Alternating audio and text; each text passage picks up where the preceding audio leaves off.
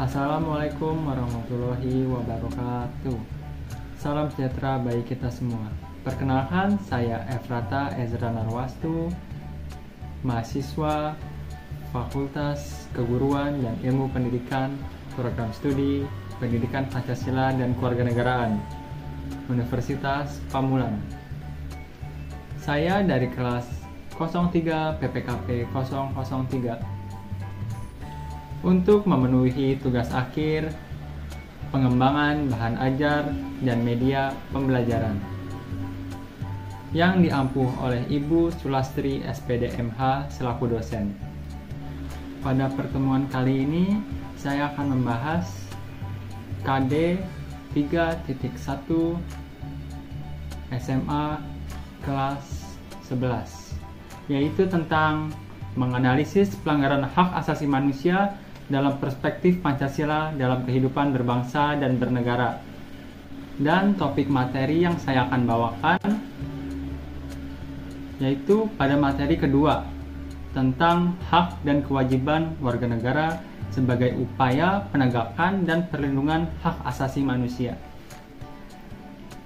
Langsung saja, ini dia materi 2, yaitu hak dan kewajiban warga negara sebagai upaya penegakan dan perlindungan hak asasi manusia. Di sini saya akan menjelaskan tentang hak dan kewajiban warga negara.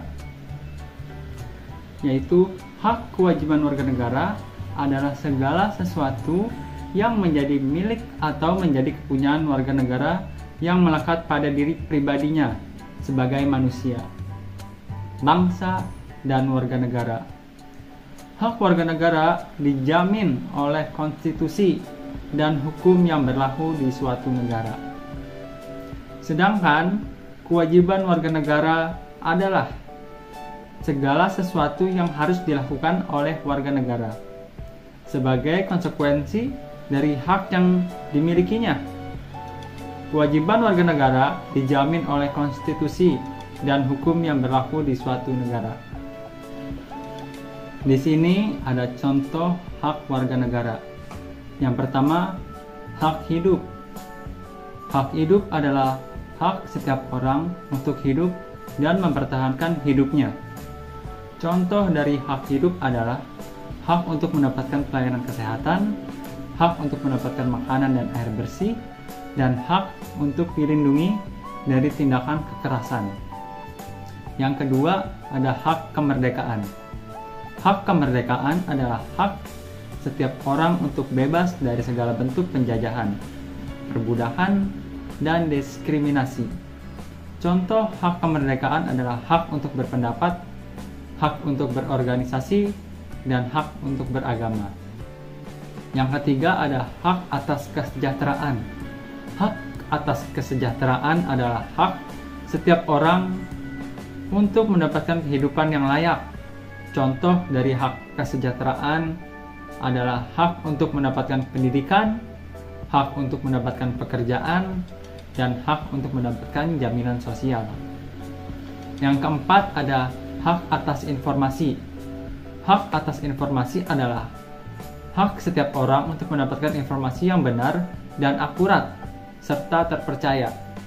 Contoh hak ini adalah hak untuk mengakses informasi publik dan hak untuk mengkritik serta memberikan saran kepada pemerintah. Selanjutnya ada contoh kewajiban warga negara, yaitu yang pertama, wajib menaati hukum dan pemerintahan, yang artinya kewajiban setiap warga negara untuk tunduk dan patuh pada hukum dan peraturan yang berlaku di negaranya. Contoh kewajiban ini adalah melalui peraturan di lalu lintas, membayar pajak, dan menaati segala bentuk peraturan yang ada. Yang kedua, wajib ikut serta dalam membela negara, yang artinya kewajiban setiap warga negara untuk mempertahankan kedaulatan negaranya dari serangan musuh.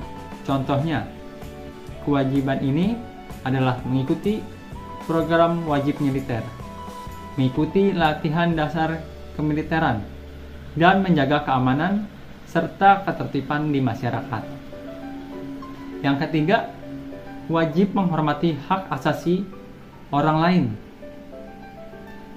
Yang dimaksud adalah kewajiban setiap warga negara adalah untuk menghargai hak asasi orang lain. Dengan contoh, kewajiban ini tidak mengganggu ibadah orang lain, tidak berbuat diskriminasi, dan tidak melakukan kekerasan terhadap orang lain. Yang keempat, wajib menjaga kelestarian lingkungan. Yang dimaksud adalah yaitu setiap warga negara memiliki kewajiban untuk menjaga kelestarian lingkungan hidup. Contohnya, tidak membuang sampah dengan sembarangan, tidak menebang pohon dengan sembarangan, serta menghemat energi. Selanjutnya, kita akan membahas materi tentang upaya perlindungan hak asasi manusia. Yang pertama adalah pembentukan kelembagaan HAM. Kelembagaan HAM seperti Komisi Nasional Hak Asasi Manusia atau yang sering kita sebut Komnas HAM, yang memiliki tugas untuk memantau dan mendorong pelaksanaan HAM di Indonesia dengan melakukan pengkajian, penelitian, pemantauan, dan penyadaran tentang HAM, serta memberikan saran dan pertimbangan kepada pemerintah dalam rangka penegakan dan perlindungan HAM. Yang kedua, meningkatkan kesadaran masyarakat tentang hak asasi manusia.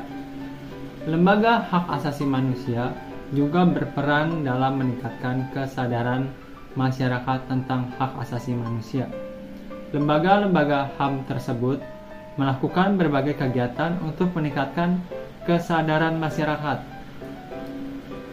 seperti sosialisasi, pendidikan, dan pelatihan hak asasi manusia. Yang ketiga, yaitu memperkuat penegakan hukum terhadap pelaku pelanggaran HAM, yaitu dengan meningkatkan profesionalisme aparat penegak hukum dan menjamin akses masyarakat terhadap keadilan itu sendiri.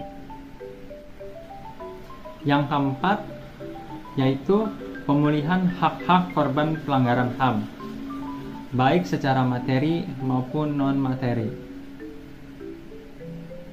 Pemulihan secara materi yaitu bersifat fisik atau finansial. Contohnya yaitu kompensasi, yaitu pemberian ganti rugi atas kerugian materi yang dialami korban, dapat berupa uang.